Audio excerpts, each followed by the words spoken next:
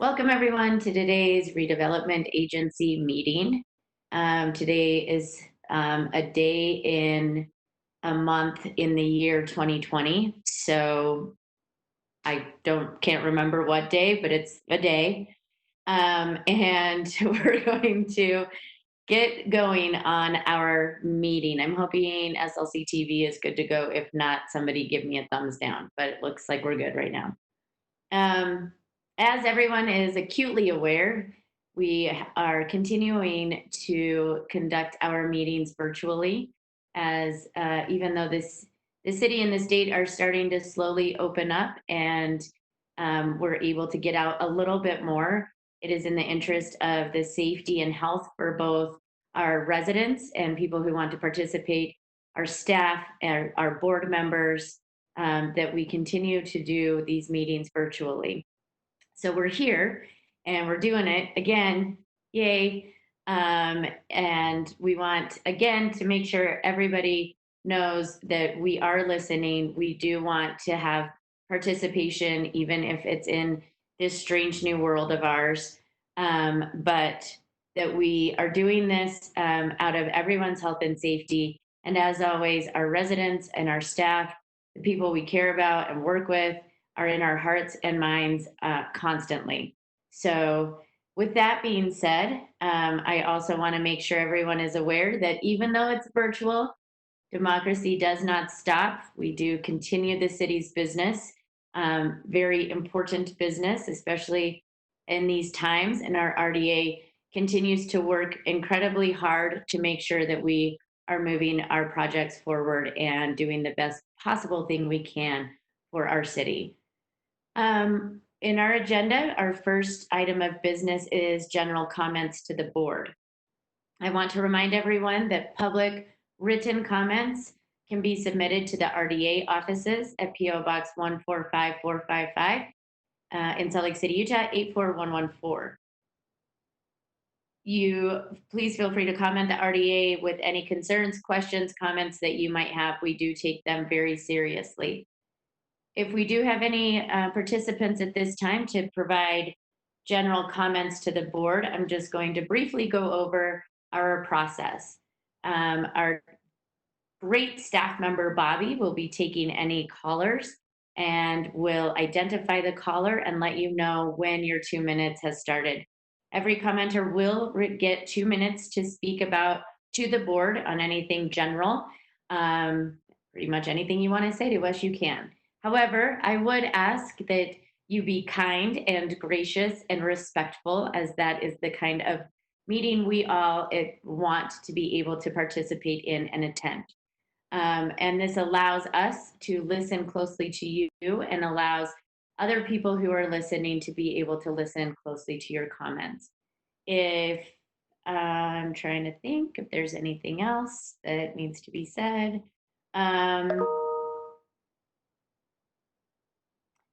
I think that's everything. So, Bobby, do you know if we have any commenters at this time?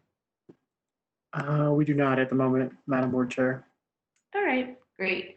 Well, as I said, anyone listening or wanting to participate in the RDA discussions, please feel free to contact any of us. You can contact me as the chair, Danny Walls. You can submit comments via email and/or paper. However you'd like to do that, we do look forward to public participation in these meetings. That being said, we will go ahead and move on to the next item of business. We don't have any public hearings at this time, so we're going straight to RDA business itself. The agenda has changed a little bit. While I believe that this will be a quick and easy meeting, we did want to make sure that we had enough time to get to our city council meeting, which has, as I'm sure everyone is aware, a lot on the agenda and what I imagine will be a lot of discussion throughout the evening, afternoon, and evening. So the under C1, our agenda item C1, the informational piece about Central Station, the predisposition property report, we're actually going to not have that today. It has been submitted as sort of a written report as well. So I encourage all of the board members to look over it. If you have any questions or need further information, I am 100% positive that RDA staff will be there to answer any of your questions or provide any further information. If in the future we need another informational briefing on this, I'm happy to schedule that as well. But just again, in the sake of efficiency, we are going to cut that. And we're going to rearrange a little bit because why would I do anything that's on script? We're going to move to item number 3, which is our Folsom Trail funding brief. And with this, I believe we have Danny, our COO, Tracy Tran, who's a part of one of our project managers, Tom Miller and Tyler Murdoch. Tom is from Transportation and Tyler's from Parks and Public Lands. Danny, I have in my agenda that there may be somebody from the U. I know that we, oh, yeah. Yeah, that's what it says in my agenda. If I'm wrong on that, tell me. If we need to wait to get somebody on the line that wants to participate, tell me. At this point, I'm turning it over to you. Okay. Yeah, thank you, Madam Chair. This item is for the Folsom Corridor. Our staff member for this is Kara. And then as you indicated, we have other representatives from city departments here to speak if the board has any questions. Our primary goal with this item is really to give a brief update on where the project is at, and more specifically to seek direction and approval from the board as it relates to the agency providing some funding for the project. This is a city project that they are coordinating with UTA, and to date the RDA has been involved in that. And our goal today is to potentially have the board appropriate funds that would be combined with the city funds for the purpose of providing enhancements to the preliminary and basic trail design. And those improvements would be in the form of landscaping and lighting and amenities along the trail. So with that being said, I'd like to turn it over to Kara, who will walk through the presentation. And we're happy to provide and answer any questions that the board may have. So Kara, with that, I think you're up, and looks like we've got the presentation ready to go. And Kara, very extended. As everyone knows about these sort of different presentations, it's difficult to see anybody's hand or to see anybody. Also, somebody's not muted and is typing, so help me out here. But if a board member has a question, please, I can't see your hands and you don't need my permission to speak, so please just jump in and if need be, respectfully interrupt and ask your question, and we'll go from there. Okay, thanks, Kara. Great, thank you, Madam Chair. Is my sound okay? Can you hear me? Yeah, okay. So could we switch to the next slide and then we can start there. I just wanted to orient everyone and show where the Folsom Trail is. It's a 1-mile paved path for bicycles and pedestrians that generally goes from the Jordan River to downtown Salt Lake City and travels through the RDA's North Temple project area on the west side of I-15 in the green, and the Depot District project area on the east side of I-15 in the more purplish blue. So next slide.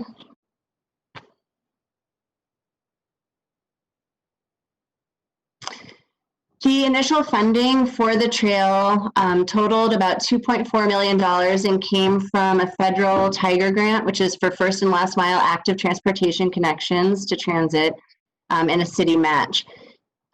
Since then, approximately $1 million of county quarter-cent sales tax funds have been made available for the trail. And today we are seeking approval from the board to use 2 budget appropriations. One was from fiscal year 19 and one was from fiscal year 20. And they total about $350,000. So All of these sources, including the RDA's appropriations, add up to around $3.7 million. And right now, the cost estimate for construction of the trail is around $3.1 million. So if this RDA funding is approved for use today, that will free up about $600,000 for landscaping, lighting, and other trail amenities that can supplement the current Folsom Trail design. Next slide.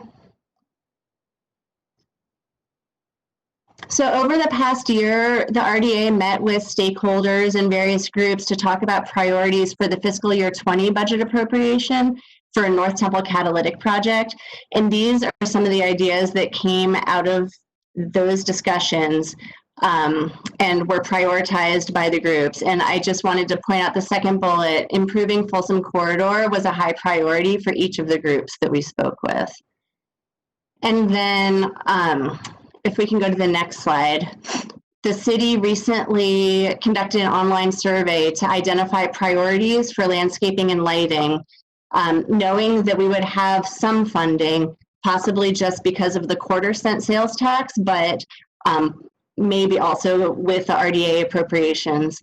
So knowing that we would be fiscally constrained for those additional landscaping elements that we were designing, we conducted, or the city conducted, an online survey to find out what the priorities for that funding was.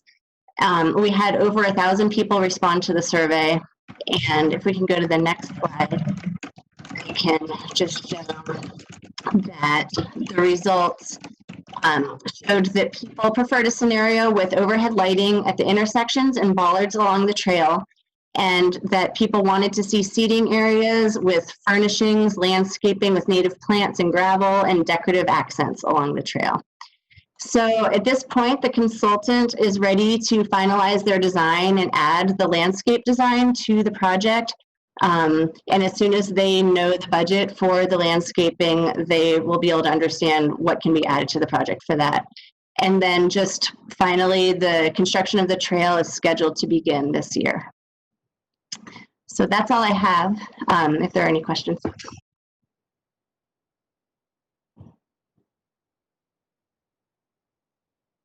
Sorry, Kara, I didn't hear the very last part. When do you start again, the construction? Or you said the last sentence, I'm sorry. Sorry, I didn't hear your question. What was it? The question, I missed your last sentence about the timeline or the start of the construction.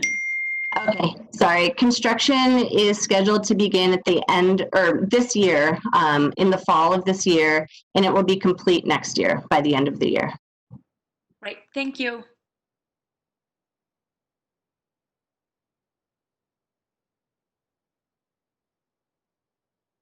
Man, you guys are awfully talkative and rowdy today. Holy cow. Simmer down, everyone. Are there any, yeah, Dan? So I'll ask the question, the maintenance of the trail, where's that funding come from? You want me to take that, Kara? Sure. Oh, yeah. Tyler, are you here? Oh, no, Tom, you're here. This is Tom. Tyler wasn't able to make it, so we chatted just before the meeting, and I can answer that question.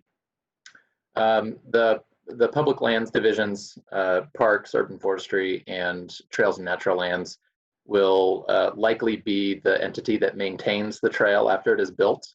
And even though UTA is helping us to design and build it, it will be a city asset afterward. They intend to either ask for a partial year budget amendment to increase their capacity to maintain trails and landscaping, as they do whenever a trail comes on board, or to wait until the next year's budget process in order to put a line item in there or increase that line item cost for the maintenance of all of their trails.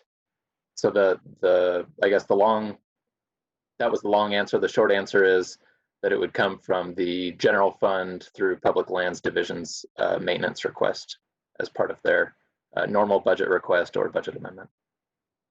And the lighting of the trail, that's all within the streets lighting master plan as far as the type and the distance spacing and the night light?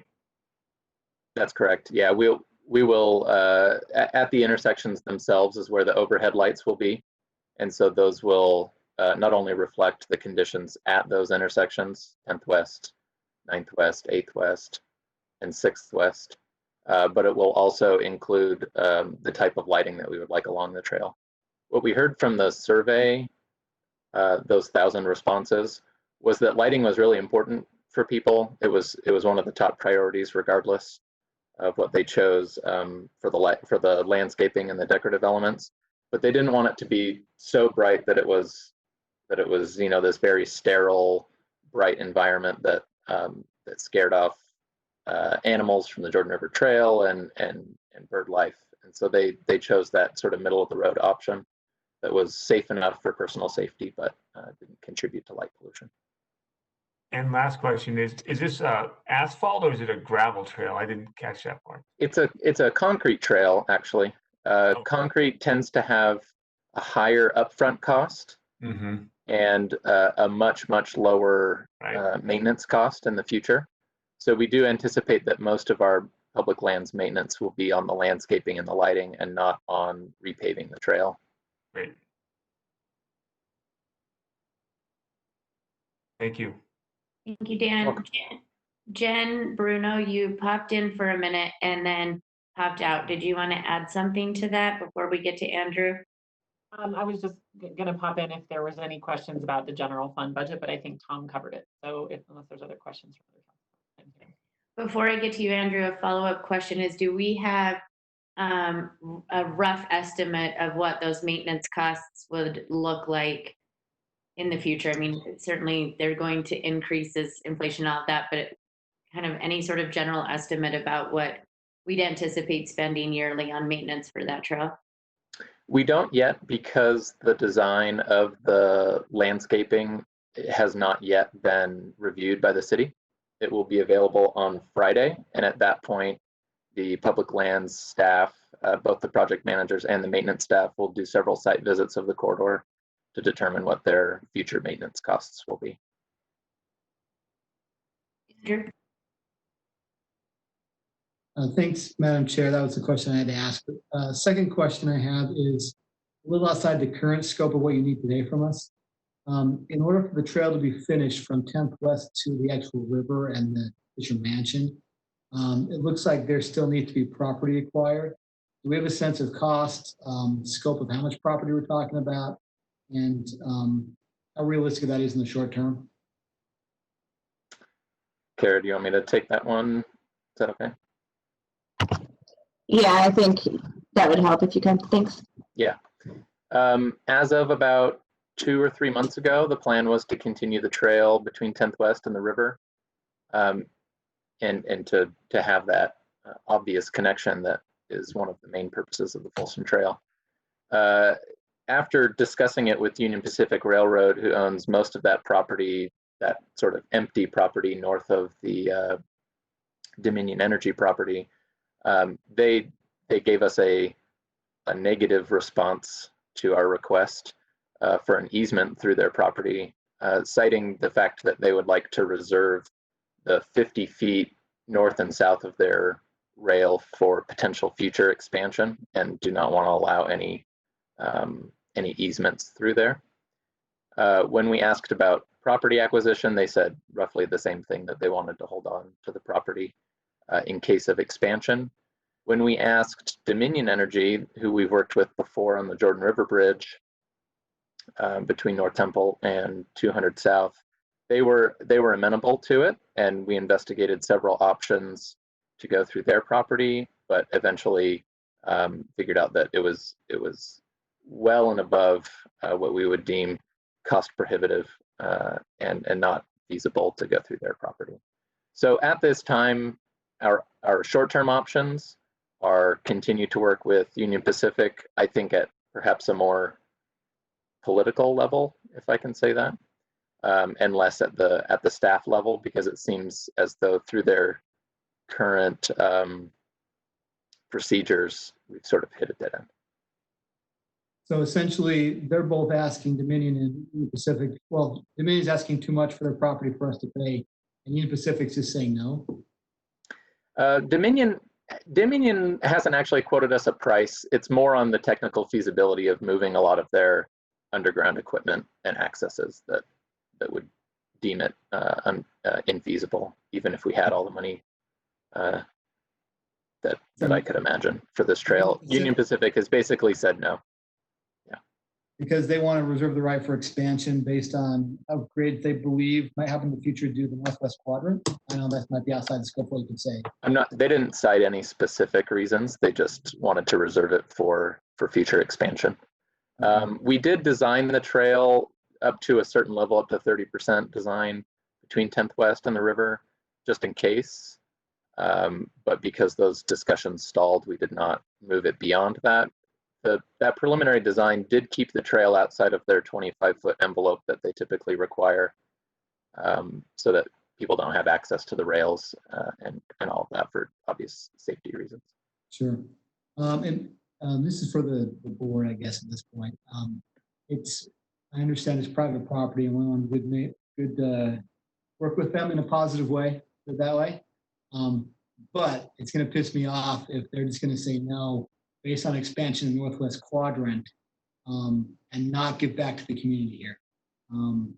Because the Folsom Trail is going to dead end at 10th West at this point, which is really going to make it much less efficient and usable than it was designed for. So I'm not opposed to putting the money in now for various reasons, hoping the long term it will work. But without that last section, I'm a little bit perturbed.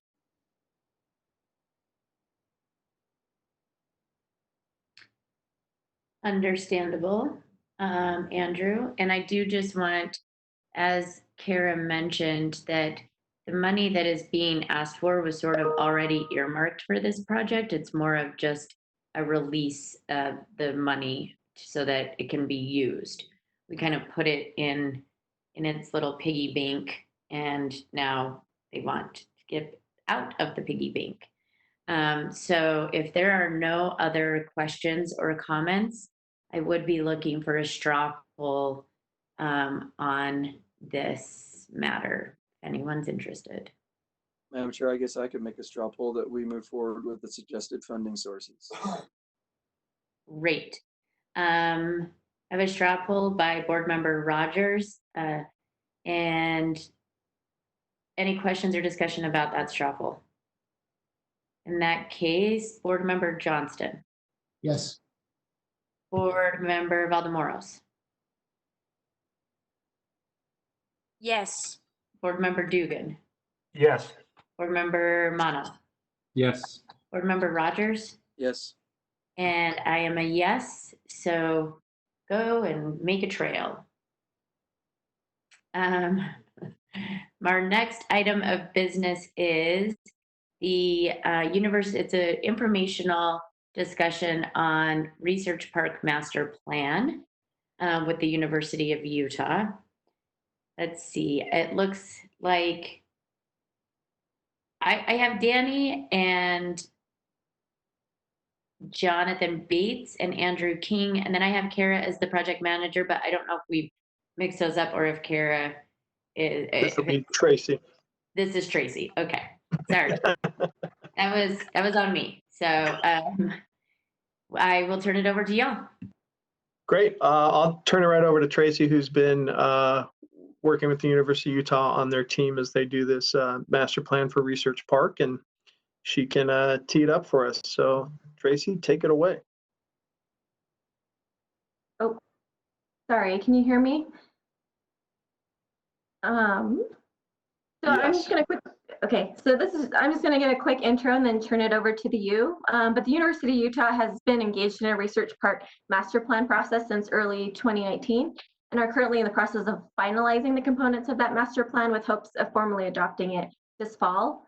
And in January of 2020, the board adopted a resolution authorizing a survey boundary resolution to explore the feasibility and further study of a potential CRA or community reinvestment area at the University of Utah Research Park.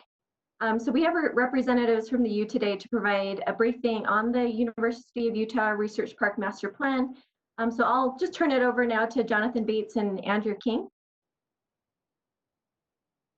Thanks, Tracy. My name's Jonathan Bates. I'm the Executive Director of Real Estate Administration and Research Park for the University of Utah.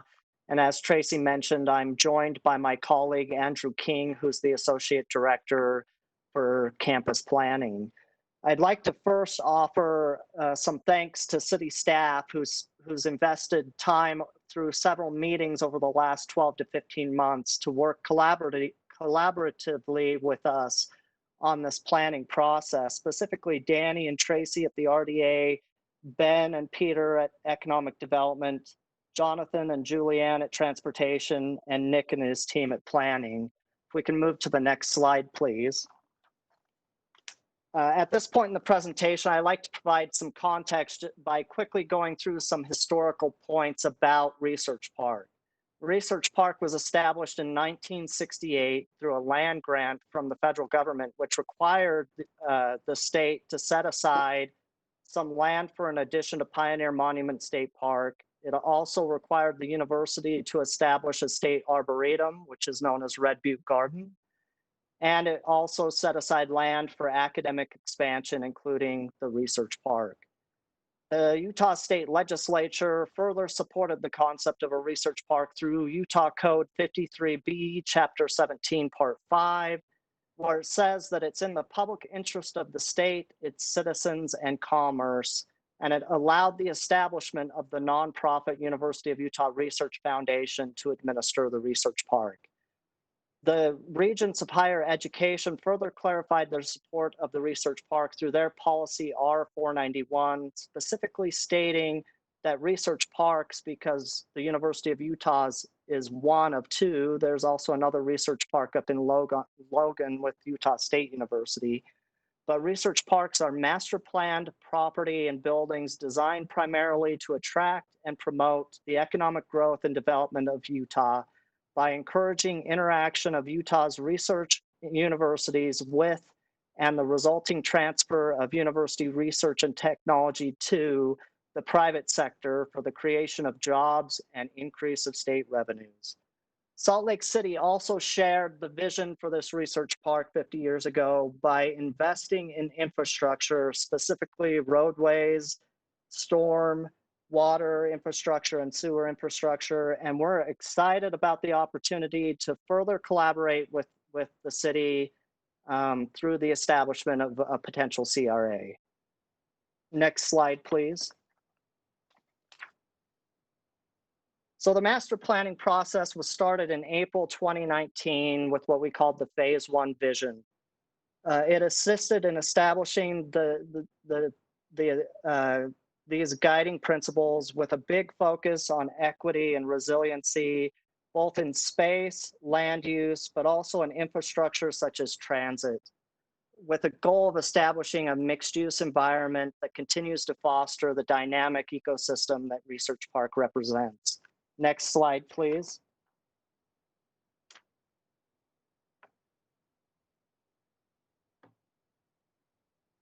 So the university and the community, I think, can both agree that we've had an amazing economic development opportunity handed to us, and we seek to expand this opportunity over the next 50 years with this foundational master plan. Through some market sounding through the first phase, we realized or had it confirmed that Research Park can be seen as an ideal residential location. People want to be next to the university. People and businesses want to be next to the university. Next slide, please.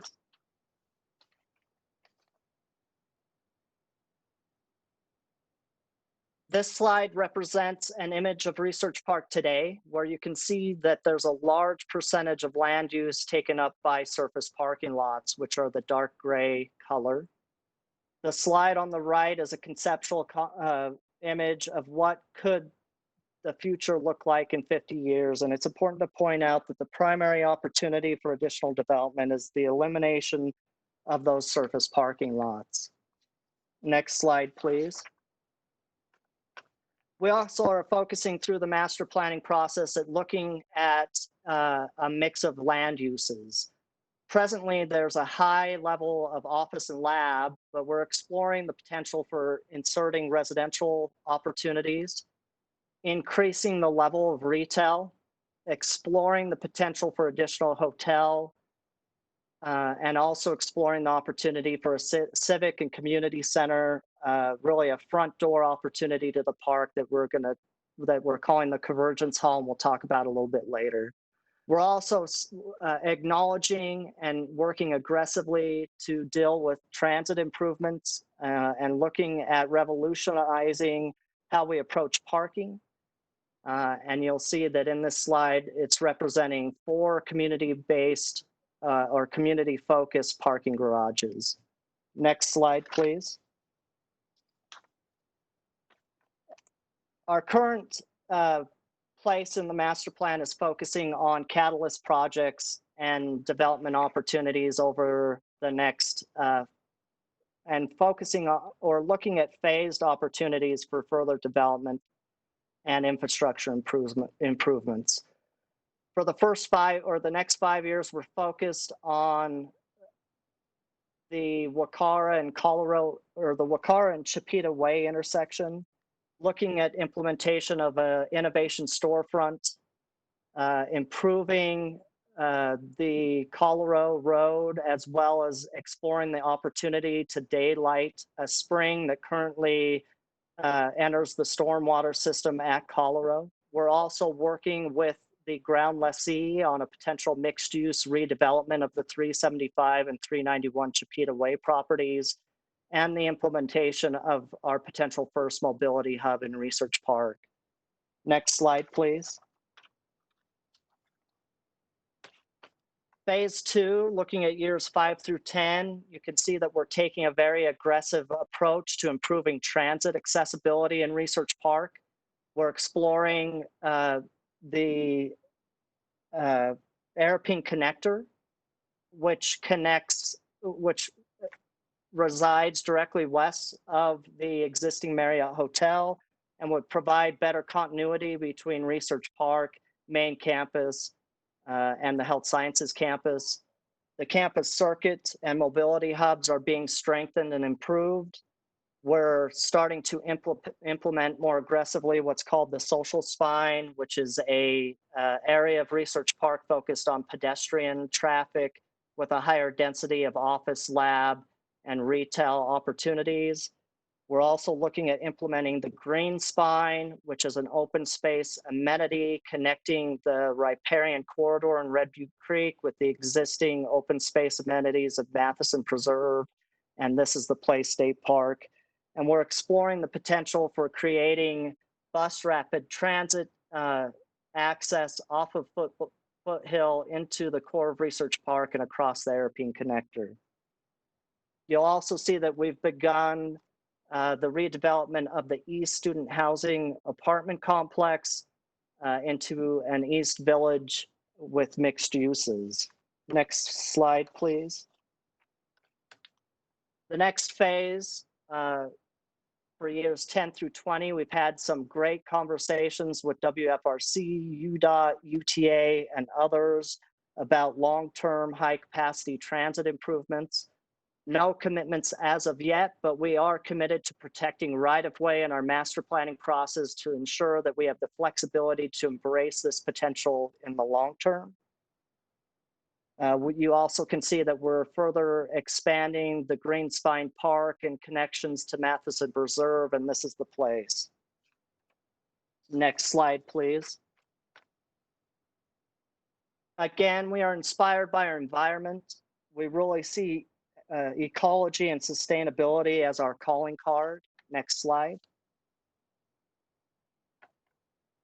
We plan to focus ecologically by protecting and restoring our high-value habitat, ensuring that we create safe, comfortable, and sustainable streets, and establishing a permanent heart of the park where that social spine and green spine converge, the opportunity to create a great, vibrant outdoor space for Research Park occupants, campus, community, and the adjacent neighborhoods is part of our planning. Next slide, please.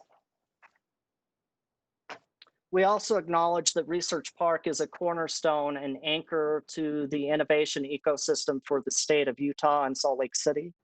So we want to ensure longevity for Research Park as that anchor. Next slide, please. By focusing on expanding the types of employment spaces, we're going to focus more on versatile space with a higher density of incubators and accelerators, co-working office and wet labs.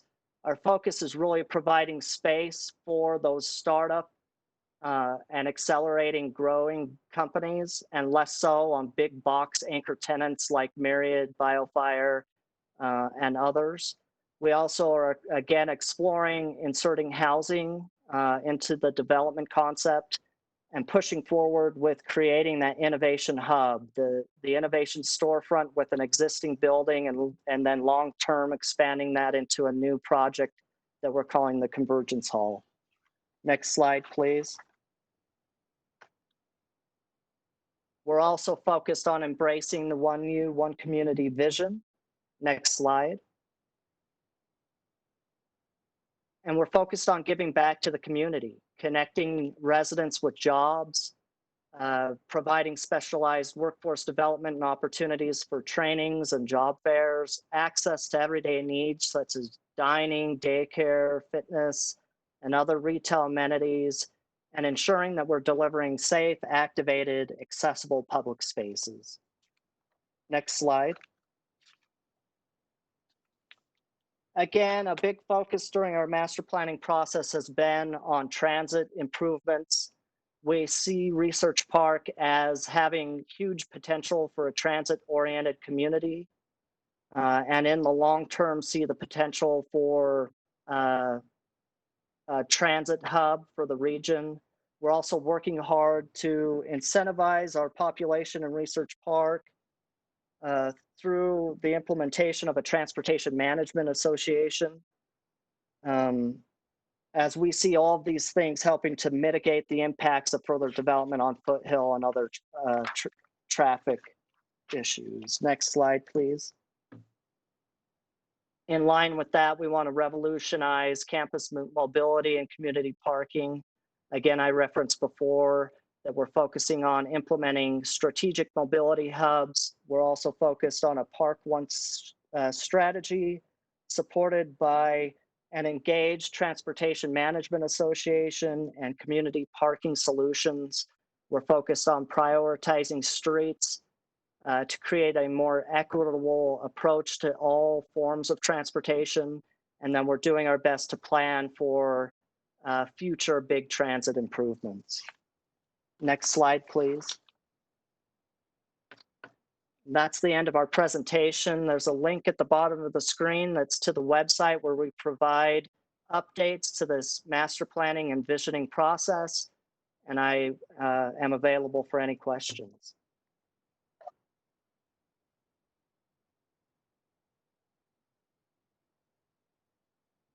Thank you so much for that presentation. Do I have board members that have any questions?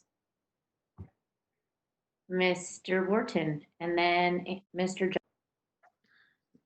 Thank you. Sorry, Cindy's with me at my office, so that's why I'm wearing a mask. But I was wondering, you said that you're going to be revolutionizing parking. What does that mean? So I mentioned the concept of a transportation management association. Currently, parking is managed building by building, and each building has its own independent specific parking lot.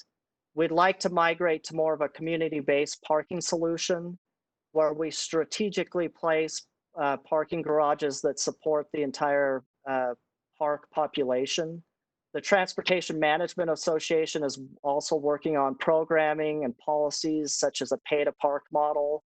Today, it's free to park in Research Park, which is not consistent with the model on campus. And so those are a few things that we're working on to change the dynamic around transit and parking in Research Park.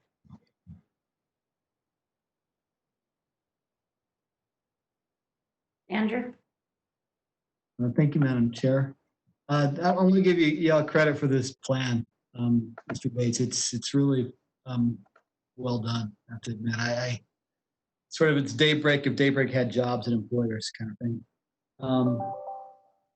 And so it's really impressive, especially the connections to campus. I mean, if you're going to live here, it sounds like you're pretty self-contained and beautifully done for all from living to employment to recreation. Two questions that are sort of tied to each other. One is, what about West Village?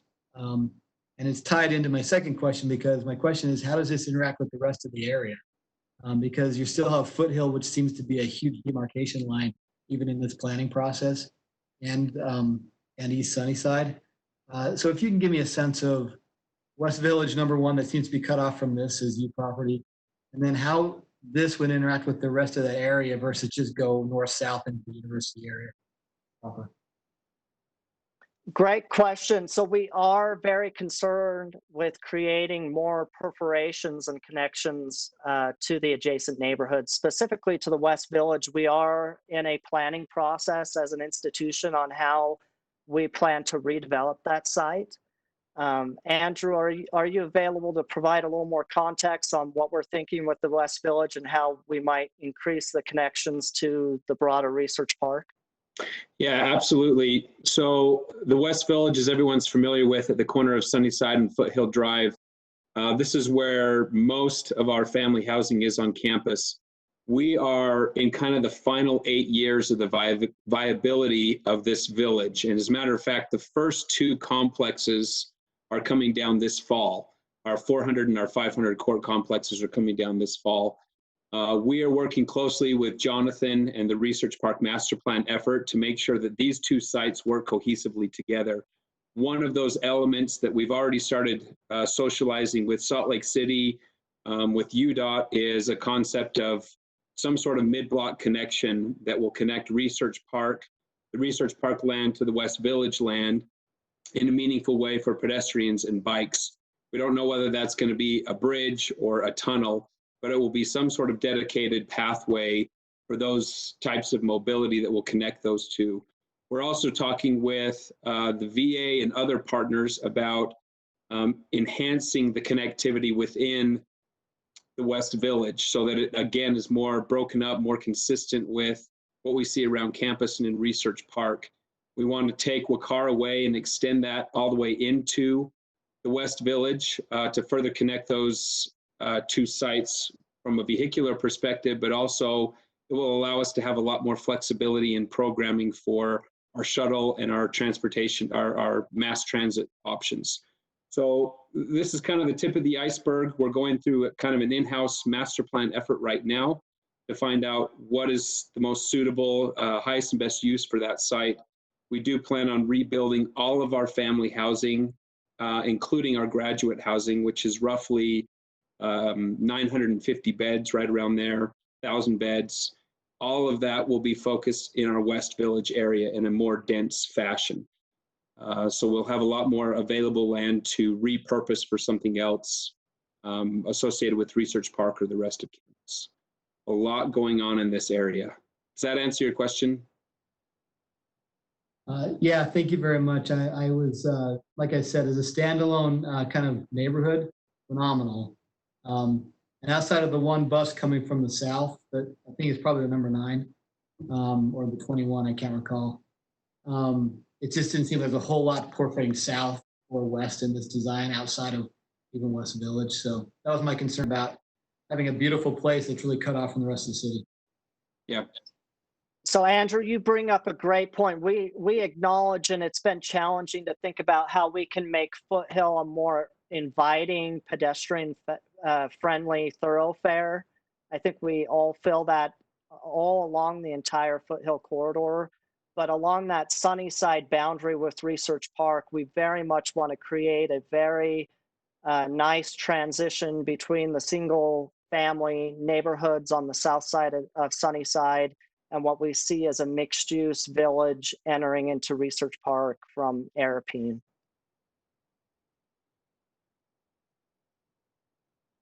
Madam Chair. So Jonathan and Andrew, Thanks for the presentation and the briefing. It seems like it's matured quite a bit over the last few months since we've had my last presentation, and I appreciate all the effort there in making sure we have a walking community, as we talked about, fewer parking spots and more trails to people to do different transportation means. And almost kind of piggybacking Andrew's points of, Foothill is a big deal for the whole east side and sunny side, that everything flows through there. And how are you thinking about or discussing at this time also that Foothill Sunnyside intersection that seems to be the bottleneck of everything going north, south, and in the area, and how that intersection relays into the mobility hubs so that we don't have a parking lot at that intersection before we get to the research park area. So Dan, great points. That Sunnyside Foothill intersection is a critical intersection. We've actually had some very good conversations this week with Salt Lake City staff about how we can potentially change that intersection to better embrace the 9-line concept. I think if we also looked at some of the past slides, you can see that we're wanting to incorporate a transit-only access point into Research Park off of Foothill that's further north. That way our transit traffic is actually not having to turn right or left on Sunnyside, but actually has a convenient transit-only access point more mid-block between Sunnyside and Wacara. So we definitely are paying attention to that intersection. We're hoping to soften the traffic impact to it, or at least the impression of traffic impact for pedestrians and bike, and make it a much more active transportation environment. Again, Foothill represents a big challenge for all of us on how we make that feel like an inviting pedestrian and bike safe environment versus the high capacity thoroughfare that it feels like today. Yeah, that would be your challenge, because that is definitely we don't want to increase any more cars, and we definitely don't want to slow down the traffic either. So, but I appreciate the effort. This is I like the idea and I like the vision on the area. Thank you. Madam Chair. Yep, go ahead. I just want to point out that we have about 10 minutes. We have a couple of things. But please, Darren, I'm happy to have you go ask your question. James, are you telling me no or yes? I will submit it in an email. Thanks.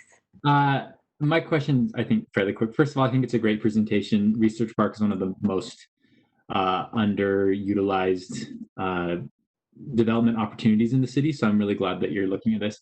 For RDA staff, though, is this all property tax paying properties, or are there public lands involved in here? What percentage of the land is actually going to throw off increment? That's a great question, and that's been part of our conversations with Jonathan and Andrew and his team as we've talked about the potential for setting this up as a CRA. I don't know the exact percentages off the top of my head. I don't know if Jonathan does. I can help with that, Danny. In fact, I meant to share that stat earlier. So Research Park is a mixed-use environment where we have relied heavily on private taxable parties for development. Today, the employment base in Research Park is about 13,500 employees. 60% of those are non-university. And so from a real estate tax and a privilege tax standpoint, in 2019, the Research Park generated about $6.2 million in tax base. That was actually up $900,000 from 2018. So there is substantial incremental tax opportunity here, and we're excited about that. Great, thank you.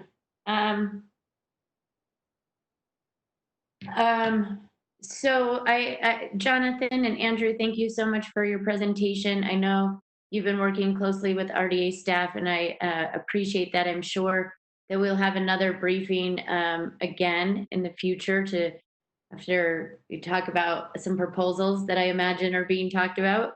And so I look forward to having you come visit us again. Maybe by that point we might all be in the same room, but if not, we'll see each other on our screens. So thank you again for joining us. Board members, if you do have other questions, I know that I kind of cut it a little short, but we are all very well aware that we have a big agenda ahead of us today and tonight. So if you do have other questions, I'm sure that Danny would be happy to help answer those questions, Danny or Tracy, or get you in touch with Jonathan and Andrew to help answer those questions. So please feel free. I'm sorry I'm volunteering your services, but I hope you don't mind. Feel free to reach out to them and ask those questions. Okay. Thanks for your time. Thank you. So we're going to move on real quick. And I did want to just say this is not in the agenda item, or in the agenda, it's more of an announcement from me, which I'm going out of order, but again, it's me, so whatevs. We will be looking to adopt the RDA budget tonight in the formal meeting. So just as an FYI, that is in our formal meeting, we're looking to adopt that budget. Last time we had a budget discussion, both we had it scheduled for Thursday and last Tuesday. There didn't seem to be any questions or issues. So we're moving, although the city council budget has been pushed back, we are moving forward since tonight is our RDA meeting to adopt that budget in our formal meeting. So with that, I think Danny may or may not have some announcements. So I'll turn the time back over to you. I do. One announcement. Thank you, Madam Chair. If I could take a moment, I know we are short on time, but I wanted to cover something very important, which is, it looks like she's still in the meeting. I wanted to mention that this is technically the last board meeting for Jill Wilkerson Smith, our deputy. And the reason for that is because after 30 years, Jill is retiring from the RDA and the city. There you are, Jill. Just to kind of put that in perspective, Jill has probably seen and been part of over 300 redevelopment projects, involved in some way more than others in terms of overseeing the Gallivan reconstruction in phase 2, creation of North Temple project area, several loans and initiatives that the RDA has done. She has, in fact, she's been with the RDA so long, she was with the RDA when they originally moved into the city and county building from a standalone office building. And so that was one of the milestones that she's witnessed, along with the creation of the advisory committee. She's been around for the creation of 8 traditional project areas, 5 special project areas. She's been here through 6 mayors, dozens of council members, countless RDA staff. She has survived 2 natural disasters as part of the RDA in terms of the tornado and the recent earthquake. It's hard not to think of the RDA without thinking of Jill. So it's going to be hard to lose her infectious laugh and her can-do attitude, and most of all, her gluten-free cookies that we miss being in the office. And so it'll certainly be hard. I'm not sure it'll truly hit us until we do someday go back in the office and realize that she's not there. We do intend on tapping into her mental Rolodex of RDA history as much as we can until her memory fades. And then just as an aside, Jill was the first employee that I got to know when I started 25 years ago. So Jill, thank you. Thanks for grooming me and bringing me up, and can't think of doing this without you. Oh, thank you, Danny. That's very sweet. Thank you. Thank you, everyone.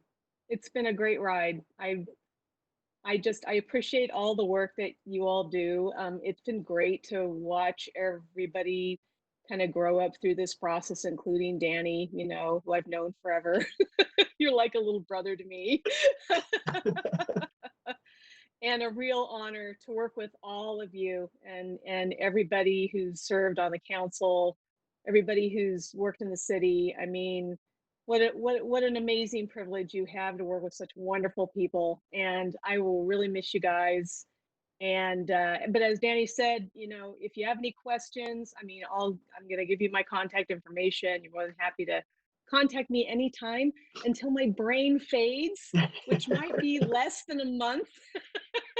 but I'm happy to, share any information with you guys, help you in any way as far as just remembering things from the past, and whatever I can help with, I'm going to be here. So thank you so much, everyone, for